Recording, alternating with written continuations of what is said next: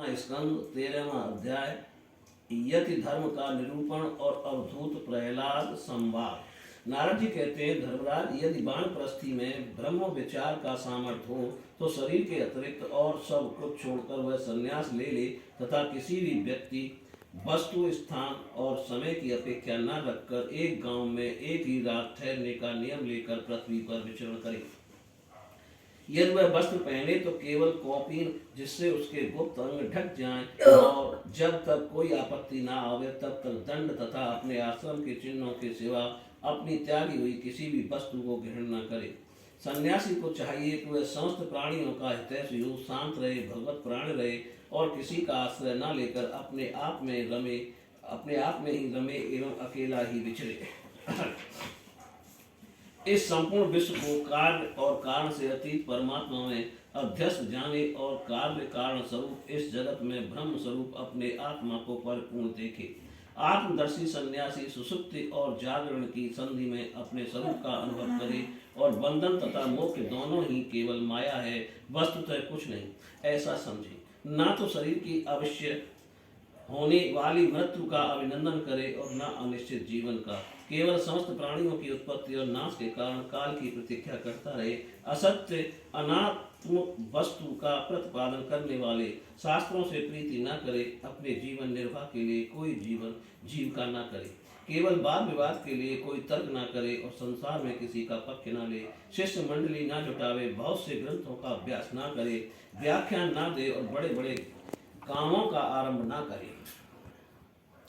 शांत समदर्शी एवं महात्मा सन्यासी के लिए किसी आश्रम का बंधन धर्म का कारण नहीं है। वह अपने आश्रम के चिन्हों का धारण करे, चाहे छोड़ दे, उसके पास कोई आश्रम का चिन्ह न हो, परंतु वह आत्मानुसंधान में मग्न हो तो अत्यंत विचारशील, परंतु जान पड़े पागल और बालक की तरह। वह अत्यंत प्रतिभाशील होने पर भी साधारण मनुष्यों की दृष्टि से ऐसा जान पड़े मानो कोई गूंगा है।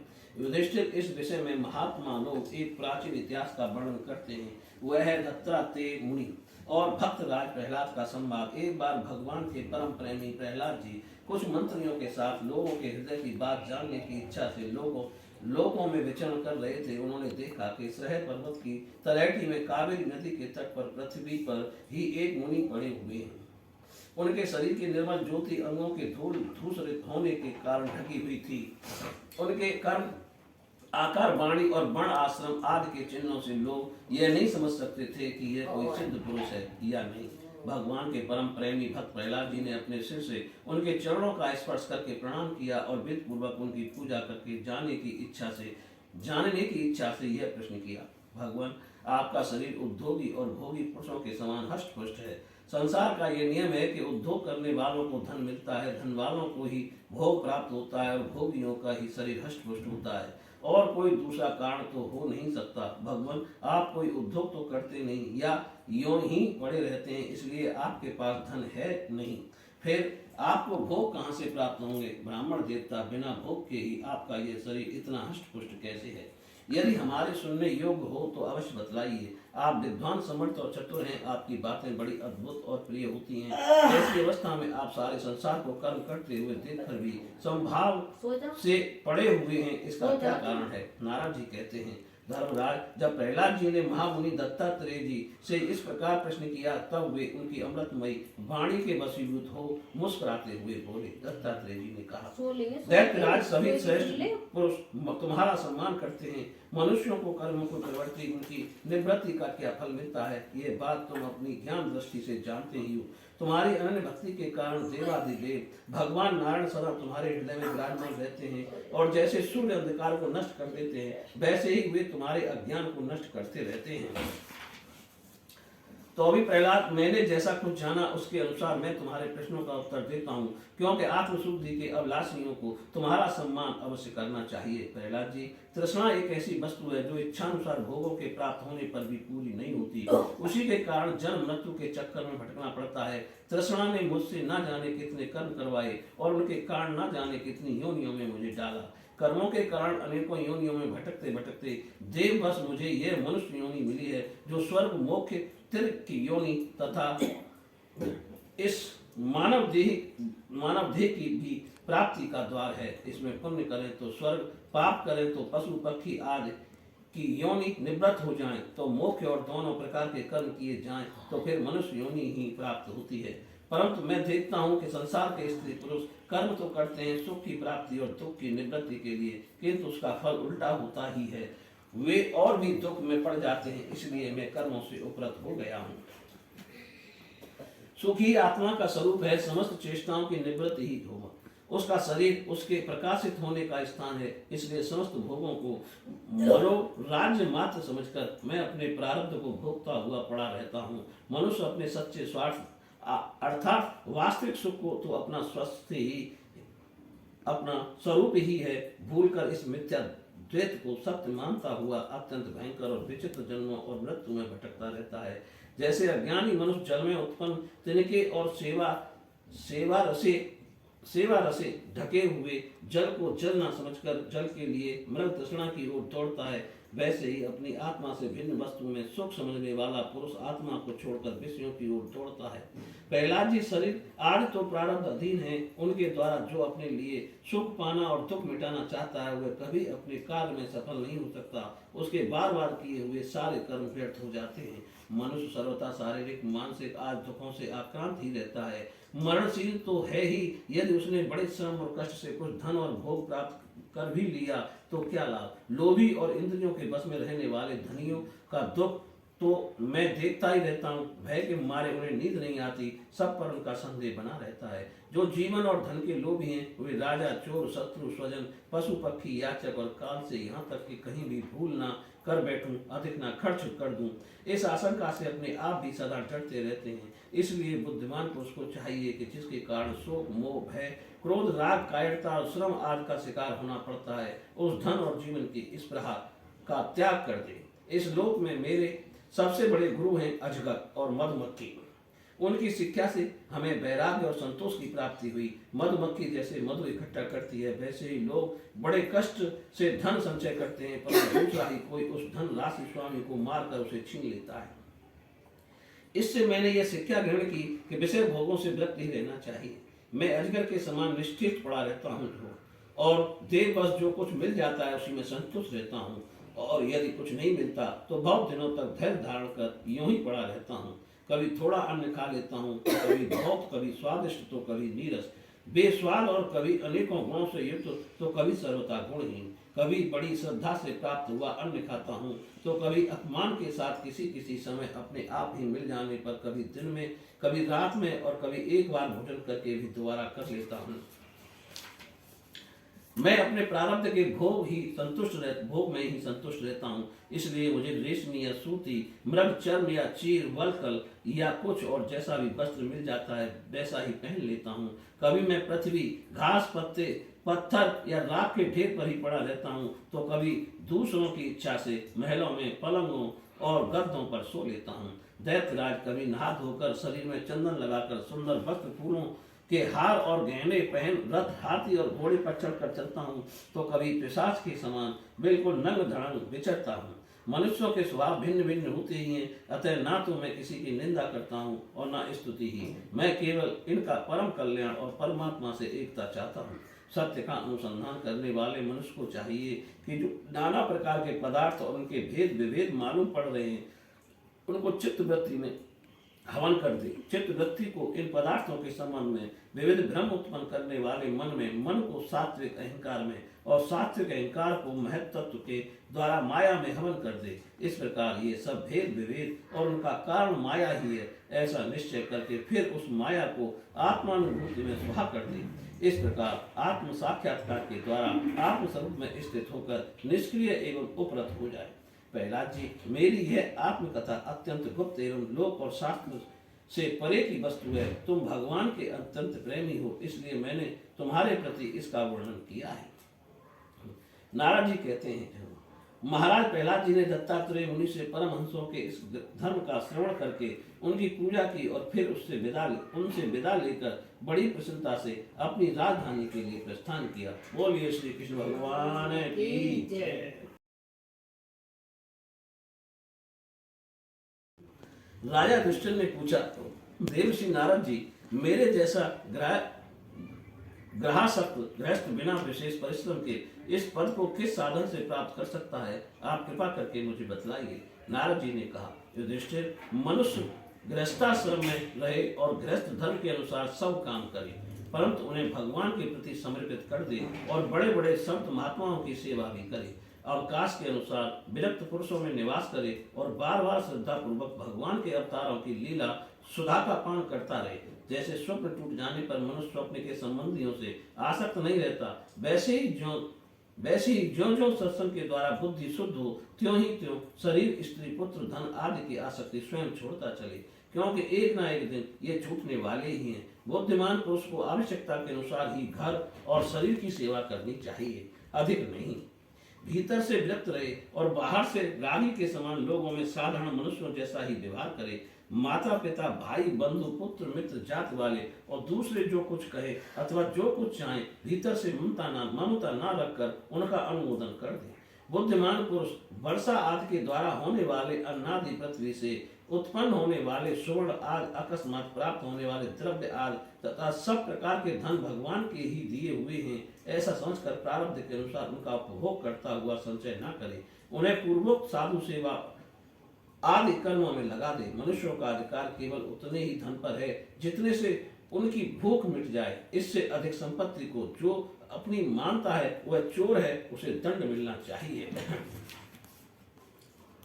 हरिण, ऊंट, गधा, बंदर, चूहा, सरीसृप, रेंगकर चलने वाले प्राणी, पक्षी और मक्खी आदि को अपने पुत्र के समान ही समझे। उनमें और पुत्रों में अंतर ही कितना। गृहस्थ मनुष्यों को भी धर्म, अर्थ और काम के लिए बहुत कष्ट नहीं उठाना चाहिए, बल्कि देश, काल और प्रारब्ध के अनुसार जो कुछ मिल जाए उसी से संतोष करना चाहिए। अपनी समस्त भोग सामग्रियों को कुत्ते, पतित, चांडाल पर्यंत सब प्राणियों को यथा योग्य बांट कर ही अपने काम में लाना चाहिए। और तो क्या, अपनी स्त्री को भी, जिसे मनुष्य समझता है कि ये मेरी है, अतिथि आदि की निर्दोष सेवा में नियुक्त रखे। लोग स्त्री के लिए अपने प्राण तक दे डालते हैं, यहाँ तक कि अपने माँ बाप और गुरु को भी मार डालते हैं। उस स्त्री पर से जिसने अपनी ममता हटा ली, उसने स्वयं नित्य विजयी भगवान पर भी विजय प्राप्त कर ली। यह शरीर अंत में कीड़े, विष्टा या राख की ढेरी होकर रहेगा।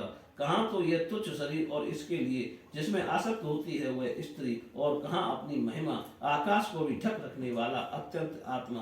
गृहस्थ को चाहिए कि प्रारब्ध से प्राप्त और पंच यज्ञ आदि से बचे हुए अन्न से ही अपना जीवन निर्वाह करे। जो बुद्धिमान पुरुष इसके सिवा और किसी वस्तु में स्वतत्व नहीं रखते, उन्हें संतों का पद प्राप्त होता है। अपनी वर्णाश्रम विहित वृत्ति के द्वारा प्राप्त सामग्रियों से प्रतिदिन देवता, ऋषि, मनुष्य, भूत और पितृगण तथा अपने आत्मा का पूजन करना चाहिए। यह एक ही परमेश्वर की भिन्न भिन्न रूपों में आराधना है। यदि अपने को अधिकार आदि यज्ञ के लिए आवश्यक सब वस्तुएं प्राप्त हों तो बड़े बड़े यज्ञ, अग्निहोत्र आदि के द्वारा भगवान की आराधना करनी चाहिए। युधिष्ठिर, वैसे तो समस्त यज्ञों के भोक्ता भगवान ही हैं, परंतु ब्राह्मण के मुख में अर्पित किए हुए हविष्यान से उनकी जैसी तृप्ति होती है, वैसी अग्नि के मुख में हवन करने से नहीं। इसलिए ब्राह्मण, देवता, मनुष्य आदि सभी प्राणियों में यथा योग्य उनके उपयुक्त सामग्रियों के द्वारा सबके हृदय में अंतर्यामी रूप से विराजमान भगवान की पूजा करनी चाहिए। इनमें प्रधानता ब्राह्मणों की ही है। धनी द्विज को उनके अपने धन के अनुसार आश्विन मास के कृष्ण पक्ष में अपने माता पिता तथा उनके बंधुओं, पिता में, माता में आदि का भी महालय श्राद्ध करना चाहिए। इसके सिवा अयन, कर्क एवं मकर की संक्रांति, विषुव, तुला और मेष की संक्रांति, व्यतीत पाठ दिन, क्षय, चंद्र ग्रहण या सूर्य ग्रहण के समय, द्वादशी के दिन, श्रवण, धनिष्ठा और अनुराधा नक्षत्रों में, वैशाख शुक्ला तृतीया, अक्षय तृतीया, कार्तिक शुक्ला नवमी, अक्षय नवमी, अगहन पौष, माघ और फागुन, इन 4 महीनों की कृष्णाष्टमी, माघ शुक्ला सप्तमी, माघ की माला नक्षत्र से युक्त पूर्णिमा और प्रत्येक के महीने की वह पूर्णिमा जो अपने मास नक्षत्र चित्रा, विशाखा, ज्येष्ठा आदि से युक्त हो, चाहे चंद्रमा पूर्ण हो या अपूर्ण। द्वादशी तिथि का अनुराधा, श्रवण, उत्तरा फाल्गुनी, उत्तराषाढ़ा, और उत्तरा भाद्रपदा के साथ योग एकादशी तिथि का ये तीनों उत्तरा नक्षत्र से योग अथवा जन्म नक्षत्र या श्रवण नक्षत्र से योग, ये सारे समय पितृगणों को श्राद्ध करने योग्य एवं श्रेष्ठ हैं। ये योग केवल श्राद्ध के लिए ही नहीं अपितु सभी पुण्य कर्मों के लिए उपयोगी हैं। ये कल्याण की साधना के उपयुक्त और सुख की अभिवृद्धि करने वाले हैं। इन अवसरों पर अपनी पूरी शक्ति लगाकर शुभ कर्म करने चाहिए, इसी में जीवन की सफलता है। इन शुभ संयोगों में जो स्नान, जप, होम, व्रत तथा देवता और ब्राह्मणों की पूजा की जाती है अथवा जो कुछ देवता, पितर, मनुष्य एवं प्राणियों को समर्पित किया जाता है उसका फल अक्षय होता है। युधिष्ठिर, इसी प्रकार स्त्री के कुंसवन आदि, संतान के जात कर्म आदि तथा अपने यज्ञ, दीक्षा आदि संस्कारों के समय, शवदाह के दिन या वार्षिक श्राद्ध के उपलक्ष्य में अथवा अन्य मांगलिक कर्मों में दान आदि शुभ कर्म करने चाहिए। युधिष्ठिर, अब मैं उन स्थानों का वर्णन करता हूँ जो धर्म आदि श्रेय की प्राप्ति कराने वाले हैं। सबसे पवित्र देश वह है जिसमें सत पात्र मिलते हों, जिनमें ये सारा चर और अचर जगत स्थित है। उन भगवान की प्रतिमा जिस देश में हो, जहाँ तप, विद्या एवं दया आदि गुणों से युक्त ब्राह्मणों के परिवार निवास करते हों तथा जहाँ जहाँ भगवान की पूजा होती हो और पुराणों में प्रसिद्ध गंगा आदि नदियां हों, वे सभी स्थान परम कल्याणकारी हैं। पुष्कर आदि सरोवर, सिद्ध पुरुषों के द्वारा सेवित क्षेत्र, कुरुक्षेत्र, गया, प्रयाग, पुलहाश्रम, सालग्राम क्षेत्र, नैमिषारण्य, फाल्गुन क्षेत्र, सेतुबंध, प्रभास, द्वारका, काशी, मथुरा, पंपासर, बिंदु सरोवर, बद्रकाश्रम, अलकनंदा, भगवान सीताराम जी के आश्रम, अयोध्या, चित्रकूट, महेंद्र और मलय आदि समस्त कुल पर्वत, जहाँ जहाँ भगवान के अवतार हैं, वे सब के सब देश अत्यंत पवित्र हैं। कल्याणकामी पुरुष को बार बार इन देशों का सेवन करना चाहिए। इन स्थानों पर जो पुण्य कर्म किए जाते हैं, मनुष्य को उनका 1000 गुना फल मिलता है। युधिष्ठिर, पात्र निर्णय के प्रसंग के पात्र के गुणों को जानने वाले विवेकी पुरुषों ने एकमात्र भगवान को ही सत्पात्र बतलाया है। यह चराचर जगत उन्हीं का स्वरूप है। अभी तुम्हारे इसी यज्ञ की बात है। देवता, ऋषि, सिद्ध और संकादिकों के रहने पर भी अग्नि पूजा के लिए भगवान श्री कृष्ण को ही पात्र समझा गया। असंख्य जीवों से भरपूर इस ब्रह्मांड स्वरूप महावृक्ष के एकमात्र मूल भगवान श्री कृष्ण ही हैं। इसलिए उनकी पूजा से समस्त जीवों की आत्मा तृप्त हो जाती है। उन्होंने मनुष्य, पशु, पक्षी, ऋषि और देवता आदि के शरीर रूप पुरों की रचना की है तथा वे ही इन पुरों में जीव रूप से शयन भी करते हैं। इसी से उनका एक नाम पुरुष भी है। युधिष्ठिर, एक रस रहते हुए भी भगवान इन मनुष्य आदि शरीरों में उनकी विभिन्नता के कारण न्यूनाधिक रूप से प्रकाशमान है। इसलिए पशु, पक्षी आदि शरीरों की अपेक्षा मनुष्य ही श्रेष्ठ पात्र है। और मनुष्यों में भी जिसमें भगवान का अंश, तप, योग आदि जितना ही अधिक पाया जाता है उतना ही श्रेष्ठ है। युधिष्ठिर, त्रेता आदि युगों में जब विद्वानों ने देखा कि मनुष्य परस्पर एक दूसरे का अपमान आदि करते हैं, तब उन लोगों ने उपासना की सिद्धि के लिए भगवान की प्रतिमा की प्रतिष्ठा की। तभी से कितने ही लोग बड़ी श्रद्धा और सामग्री से प्रतिमाएं में भी भगवान की पूजा करते हैं, परंतु जो मनुष्यों से द्वेष करते हैं उन्हें प्रतिमा की उपासना करने पर भी सिद्धि नहीं मिल सकती। युधिष्ठिर, मनुष्यों में भी ब्राह्मण विशेष पात्र माना गया है, क्योंकि वह अपनी तपस्या, विद्या और संतोष आदि गुणों से भगवान के वेद रूप शरीर को धारण करता है। महाराज, हमारी और तुम्हारी तो बात ही क्या, ये तो सर्वात्मा भगवान श्री कृष्ण हैं। इनके भी इष्ट देव ब्राह्मण ही हैं, क्योंकि उनके चरणों की धूल से तीनों लोग पवित्र होते रहते हैं। बोलिए श्री कृष्ण भगवान की। स्कंद 7, 15वां अध्याय, गृहस्थों के लिए मुख्य धर्म का वर्णन। नारद जी कहते हैं, युधिष्ठिर, कुछ ब्राह्मणों की निष्ठा कर्म में, कुछ की तपस्या में, कुछ की वेदों के स्वाध्याय प्रवचन में, कुछ की आत्मज्ञान के संपादन में तथा कुछ की योग में होती है। गृहस्थ पुरुष को चाहिए श्राद्ध अथवा देव पूजा के अवसर पर अपने कर्म का अक्षय फल प्राप्त करने के लिए ज्ञान निष्ठ पुरुष को ही हव्य कव्य का दान करे। यदि वह न मिले तो योगी, प्रवचनकार आदि को यथा योग्य और यथाक्रम देना चाहिए। देव काल में 2, पितृ काल में 3 अथवा दोनों में एक एक ब्राह्मण को भोजन कराना चाहिए। अत्यंत धनी होने पर भी श्राद्ध कर्म से अधिक विस्तार नहीं करना चाहिए, क्योंकि सगे संबंधी आदि स्वजनों को देने से और विस्तार करने से देश कालोचित श्राद्ध श्रद्धा, पदार्थ, पात्र और पूजन आदि ठीक ठीक नहीं हो पाते। देश और काल के प्राप्त होने पर ऋषि मुनियों के भोजन करने योग्य शुद्ध हविष्यान भगवान को भोग लगाकर श्रद्धा से विधि पूर्वक योग्य पात्र को देना चाहिए। वह समस्त कामनाओं को पूर्ण करने वाला और अक्षय होता है। देवता, ऋषि, पितर, अन्य प्राणी, स्वजन और अपने आप को भी अन्न का विभाजन करने के समय परमात्म स्वरूप ही देखे। धर्म का मर्म जानने वाला पुरुष श्राद्ध में मांस का अर्पण न करे और स्वयं ही उसे खाए, क्योंकि पितरों को ऋषि मुनियों के योग्य हविष्यान जैसी प्रसन्नता होती है वैसी पशु हिंसा से नहीं होती। जो लोग सधर्म पालन की अभिलाषा रखते हैं उनके लिए सबसे बढ़कर और कोई धर्म नहीं है कि किसी भी प्राणी को मन, वाणी और शरीर से किसी प्रकार का कष्ट न दिया जाए। इसी से कोई यज्ञ तत्व को जानने वाले ज्ञानी ज्ञान के द्वारा प्रज्वलित आत्म संयम रूप अग्नि में इन कर्ममय यज्ञों का हवन कर देते हैं और बाह्य कर्म कलापों से उपरत हो जाते हैं। जब कोई इन द्रव्यमय यज्ञों से यजन करना चाहता है तब सभी प्राणी डर जाते हैं। वे सोचने लगते हैं कि ये अपने प्राणों का पोषण करने वाला निर्दयी मूर्ख मुझे अवश्य मार डालेगा। इसलिए मर्मज्ञ मनुष्य को यही उचित है कि प्रतिदिन प्रारब्ध के द्वारा प्राप्त मुनि जनोचित भविष्यान से ही अपने नित्य और नैमित्तिक कर्म करे तथा उसी से सर्वदा संतुष्ट रहे। अधर्म की 5 शाखाएं हैं: विधर्म, परधर्म, आभास, उपमा और छल। धर्मज्ञ पुरुष अधर्म के समान ही इनका भी त्याग कर दे। जिस कार्य को धर्म बुद्धि से करने पर भी अपने धर्म में बाधा पड़े वह विधर्म है। किसी अन्य के द्वारा अन्य पुरुष के लिए उपदेश किया हुआ धर्म परम धर्म है। पाखंड या दंभ का नाम उपधर्म अथवा उपमा है। शास्त्र के वचनों का दूसरे प्रकार का अर्थ कर देना छल है। मनुष्य अपने आश्रम के विपरीत स्वेच्छा से किसी जिसे धर्म मान लेता है वह आभास है। अपने अपने स्वभाव के अनुकूल जो वर्णाश्रमोचित धर्म है वह भला किसे शांत नहीं देते। धर्मात्मा पुरुष निर्धन होने पर भी धर्म के लिए अथवा शरीर निर्वहन के लिए धन प्राप्त करने की चेष्टा न करे, क्योंकि जैसे बिना किसी प्रकार की चेष्टा किए अजगर की जीविका चलती ही है, वैसे ही निवृत्ति परायण पुरुष की निवृत्ति ही उसकी जीविका का निर्वाह कर देती है।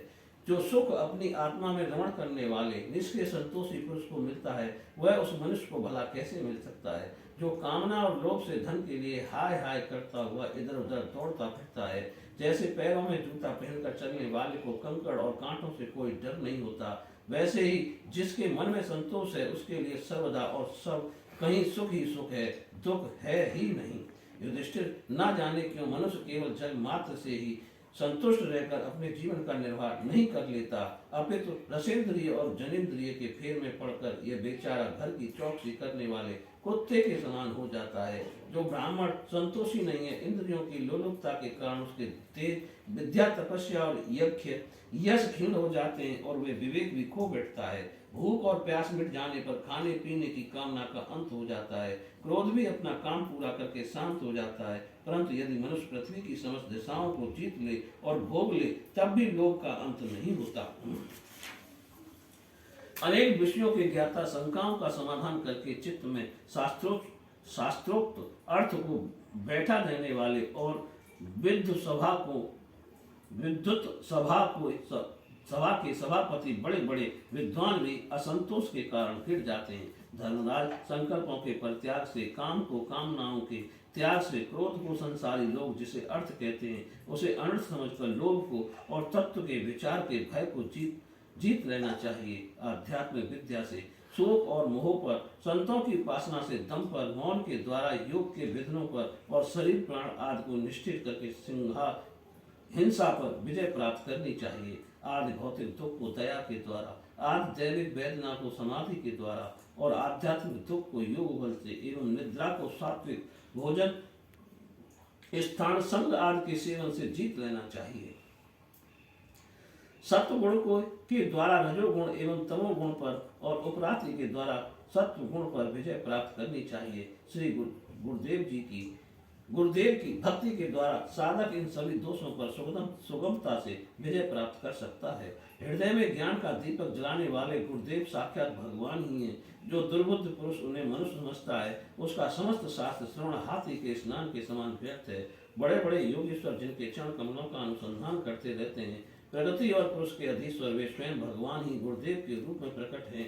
उन्हें लोग भ्रम से मनुष्य मानते हैं। शास्त्रों में जितने भी नियम संबंधी आदेश हैं, उनका एकमात्र तात्पर्य यही है, काम क्रोध लोभ मोह मद और मत्सर, इन 6 शस्त्रों पर विजय प्राप्त कर ली जाए, अथवा 5 इंद्रिय और मन ये 6 बस में हो जाएं। ऐसा होने पर भी यदि उन नियमों के द्वारा भगवान के ध्यान चिंतन आदि की प्राप्ति नहीं होती, तो उन्हें केवल श्रम ही श्रम समझना चाहिए। जैसे खेती व्यापार आदि उनके फल भी योग साधना के फल भगवत प्राप्ति या मुक्ति को नहीं दे सकते, वैसे ही दुष्ट पुरुष के स्रोत स्मार्थ कर्म भी कल्याणकारी नहीं होते, प्रत्युत उल्टा फल देते हैं। जो पुरुष अपने मन पर विजय प्राप्त करने के लिए उद्यत हो, वह आसक्ति और परिग्रह का त्याग करके संन्यास ग्रहण करे, एकांत में अकेला ही रहे और भिक्षावृत्ति से शरीर निर्वाह मात्र के लिए स्वल्प और परिमित भोजन करे। युधिष्ठिर पवित्र और समान भूमि पर अपना आसन बिछाए और सीधे स्थित भाव से समान और सुख कर आसन से उस पर बैठकर ओंकार का जप करे। भाग पर दृष्टि जमाकर पूरक कुंभक और रेचक द्वारा प्राण तथा अपान की गति को रोके। कान की चोट से घायल चित्त इधर उधर चक्कर काटता हुआ जहां जहां जाए, विद्वान को उसको चाहिए कि वहां से उसे लौटा लाए और धीरे धीरे हृदय में रोके। जब साधक निरंतर इस प्रकार का अभ्यास करता है, तब ईंधन के बिना जैसे अग्नि बुझ जाती है, वैसे ही थोड़े समय में उसका चित्त शांत हो जाता है। इस प्रकार जब काम वासनाएं चोट करना बंद कर देती हैं और समस्त वृत्तियां अत्यंत शांत हो जाती हैं, तब चित्त ब्रह्मानंद के संसर्ग में मग्न हो जाता है और फिर उसका कभी उत्थान नहीं होता। जो सन्यासी पहले तो धर्म अर्थ और काम के मूल का कारण गृहस्थाश्रम परित्याग कर देता है और फिर उन्हीं का सेवन करने लगता है, वह निर्लज्ज अपने उगले हुए को खाने वाला कुत्ता ही है। वे मूल फिर उसे आत्मा मानकर उसकी प्रशंसा करने लगते हैं। कर्म त्यागी गृहस्थ, व्रत त्यागी ब्रह्मचारी, गांव में रहने वाला तपस्वी, वानप्रस्थ और इंद्रिय लोलुप सन्यासी, ये चारों आश्रम के कलंक हैं और व्यर्थ ही आश्रमों का ढोंग करते हैं। भगवान की माया से विमोहित उन मूलों पर तरस खाकर उनकी उपेक्षा कर देनी चाहिए। आत्मज्ञान के द्वारा जिसकी सारी वासनाएं निर्मूल हो गई हैं और जिसने अपने आत्मा को पर ब्रह्म स्वरूप जान लिया, वह किस विषय की इच्छा और किस भोक्ता की तृप्ति के लिए इंद्रिय लुप्त होकर अपने शरीर का पोषण करेगा। उपनिषदों में कहा गया है कि शरीर रथ है, इंद्रियां घोड़े हैं, इंद्रियों का स्वामी मन लगाम है, शब्दादि विषय मार्ग है, बुद्धि सारथी है, चित्त ही भगवान के द्वारा निर्मित बांधने की विशाल दस्ती है, 10 प्राण धुरी हैं, धर्म और अधर्म पहिए हैं और इनका अभिमानी जीव रथी कहा गया है। ओंकार ही उस रथी का धनुष है, शुद्ध जीवात्मा बाण और परमात्मा लक्ष्य है। इस ओंकार के द्वारा अंतरात्मा को परमात्मा में लीन कर देना चाहिए।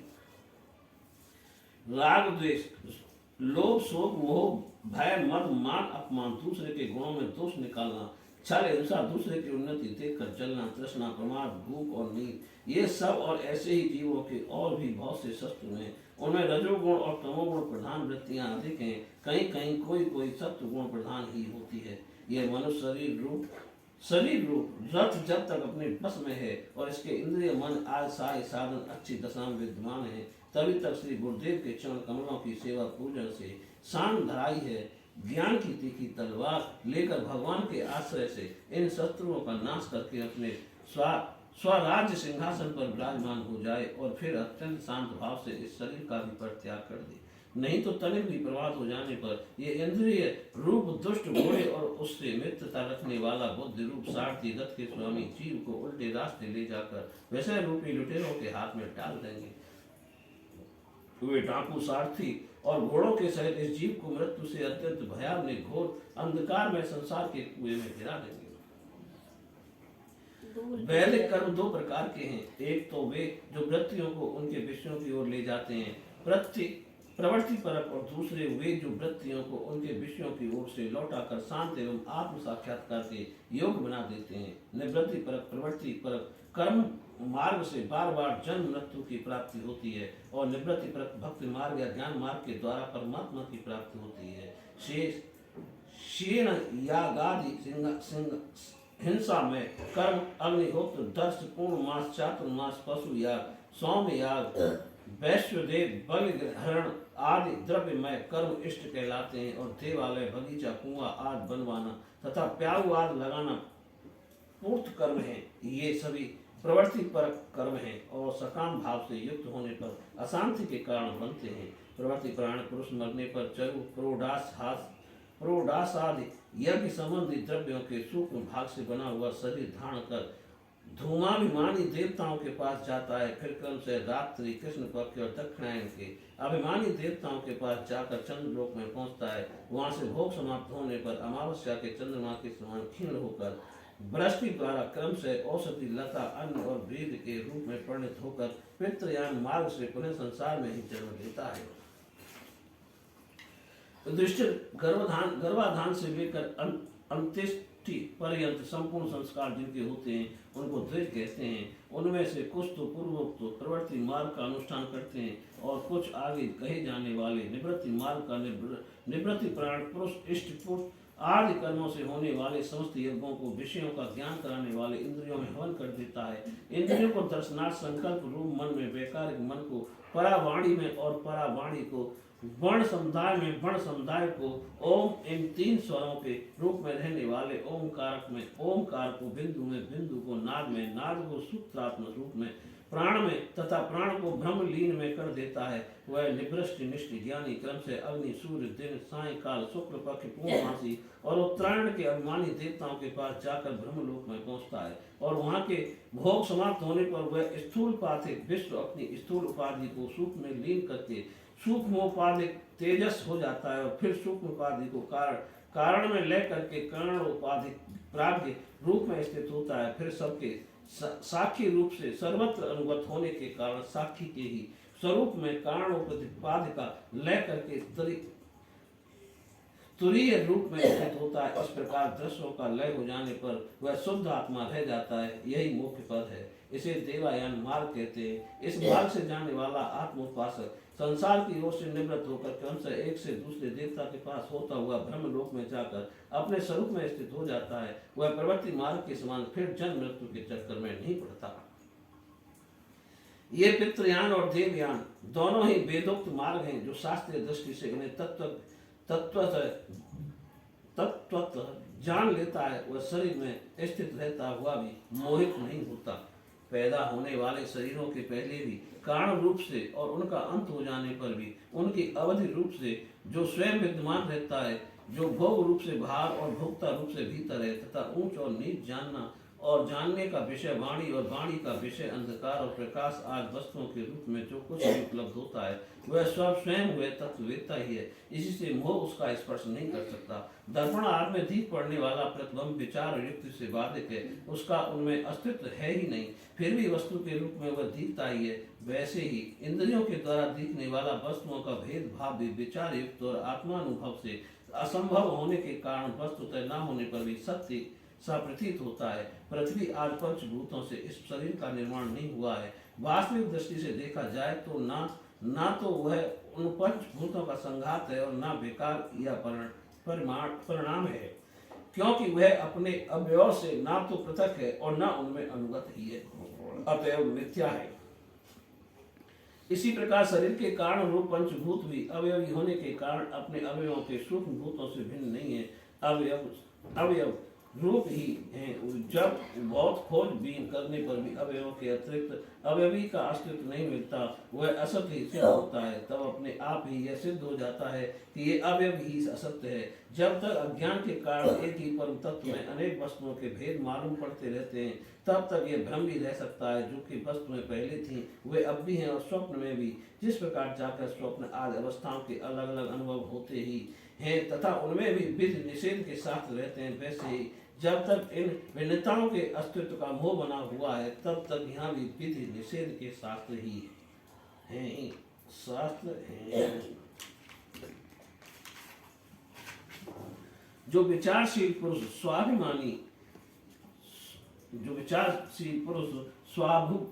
स्वानुभूति से आत्मा के त्रिविध अद्वैत साक्षात्कार करते हैं, वे जागृत स्वप्न सुषुप्ति और दृष्टा दर्शन तथा दृश्य के भेद रूप स्वप्न को मिटा देते हैं। ये अद्वैत तीन प्रकार के हैं, भावाद्वैत, क्रियाद्वैत और द्रव्याद्वैत। जैसे वस्त्र सूत्र रूप ही होता है वैसे ही कार्य भी कारण मात्र है, क्योंकि भेद तो वास्तव में है ही नहीं। इस प्रकार सबकी एकता विचार भावाद्वैत है। युधिष्ठिर मन वाणी और शरीर से होने वाले सब कर्म स्वयं पर ब्रह्म परमात्मा में ही हो रहे, उसी में अध्यस्त हैं। इस भाव से समस्त कर्मों को समर्पित कर देना क्रियाधीत है। स्त्री पुत्रादि सगे संबंधी एवं संसार के अन्य समस्त प्राणियों के तथा अपने स्वार्थ और भोग एक ही हैं, उनमें अपने और पराय का भेद नहीं है। इस प्रकार का विचार द्रव्यातीत है। युधिष्ठिर, जिस पुरुष के लिए जिस द्रव्य का जिस समय जिस उपाय से जिससे ग्रहण करना शास्त्राज्ञा के विरुद्ध ना हो, उसे उसी से अपने सब कार्य संपन्न करने चाहिए। आपत्ति काल को छोड़कर इससे अन्यथा नहीं करना चाहिए। महाराज, भगवत भक्त मनुष्य वेद में कहे हुए इन कर्मों के तथा अन्यान्य स्वकर्मों के अनुष्ठान में घर में रहते हुए भी श्री कृष्ण की गति को प्राप्त करता है। युधिष्ठिर, जैसे तुम अपने स्वामी भगवान श्री कृष्ण की कृपा और सहायता से बड़ी बड़ी कठिन विपत्तियों से पार हो गए हो और उन्हीं के चरण कमलों की सेवा से समस्त भूमंडल को जीत कर तुमने बड़े बड़े राजसूय आदि यज्ञ किए हैं। पूर्व जन्म में, इसके पहले के महाकल्प में एक गंधर्व था, मेरा नाम था उपबरहण और गंधर्वों में मेरा बड़ा सम्मान था। मेरी सुंदरता, सुकुमारता और मधुरता अपूर्व थी। मेरे शरीर में सुगंधी निकला करती थी और देखने में बहुत अच्छा लगता। स्त्रियां मुझसे बहुत प्रेम करती और मैं सदा प्रमाद में ही रहता। मैं अत्यंत विलासी था।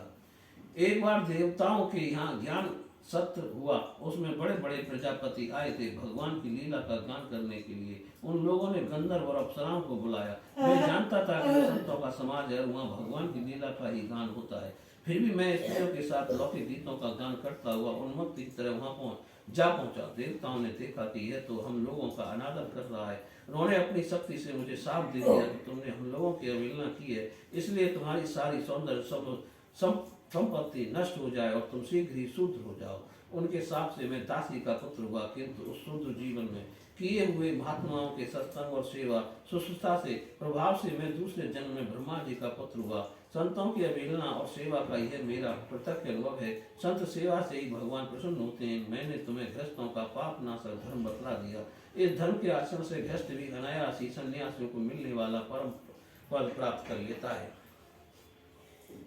युधिष्ठिर, इस मनुष्य लोक में तुम लोगों के भाग्य अत्यंत प्रशंसनीय हैं, क्योंकि तुम्हारे घर में साक्षात पर ब्रह्म परमात्मा मनुष्य रूप धारण करके गुप्त रूप से निवास करते हैं। इसी से सारे संसार को पवित्र कर देने वाले ऋषि मुनि बार बार उनका दर्शन करने के लिए चारों ओर से तुम्हारे पास आया करते हैं। बड़े बड़े महापुरुष निरंतर जिनको ढूंढते रहते हैं, जो माया के लेस से रहित परम शांत परमानंद स्वरूप और ब्रह्म परमात्मा है, वही तुम्हारे प्रिय तैसी मेरे भाई पूज्य आज्ञाकारी गुरु और स्वयं आत्मा श्री कृष्ण है।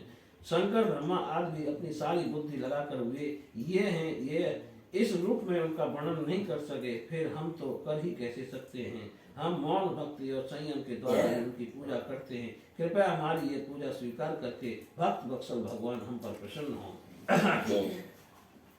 श्री सुखदेव जी कहते हैं, परीक्षित, देवर्षि नारद जी का ये प्रवचन सुनकर राजा युधिष्ठिर को अत्यंत आनंद हुआ। उन्होंने प्रेम होकर देवर्षि नारद और भगवान श्री कृष्ण की पूजा की।